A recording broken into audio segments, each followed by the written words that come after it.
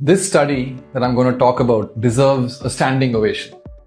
That is because it talks about the effect of sedentary behavior on cognitive decline. So this was a study that was conducted on approximately 400 adults, where they gave them a wristwatch which estimated the amount of time they spent sitting, and most of these subjects were physically active. So they had approximately 87% of these subjects were physically active, and in spite of that, over a period of follow-up over 7 years with neuropsychological assessment and very detailed MRI scans, they found that there was a direct correlation between time spent sitting in spite of the physical activity and cognitive impairment over a 7-year period. So this is a very powerful data point that we should all take notice of. That even though you may, for example, work out in the morning for 90 minutes or 60 minutes or 45 minutes, then you go back to your life where you're spending a lot of time sitting, this may have a negative impact on your cognition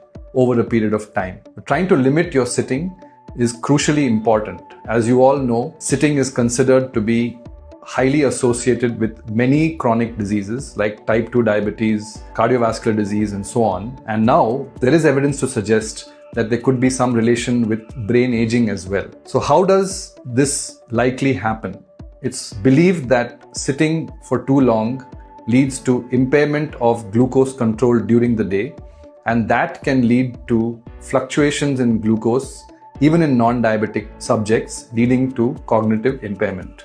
So one of the ways of offsetting this problem is to do something known as soleus push-ups, which I've spoken about in previous reels. It's a very interesting study from the University of Houston, where they made subjects do soleus push-ups, which is essentially you place your feet on the floor and then raise your heels up and down as many times as you can during the 1 hour that you're sitting. This will help to modulate your blood glucose levels, because the soleus is a unique muscle that does not use stored glycogen, but uses energy from the blood, the glucose in the blood, to perform these contractions. So possibly one of the ways is to limit your sitting time. The other way is to, when you're sitting, to perform soleus push-ups so that you can offset the effects of sitting on brain aging.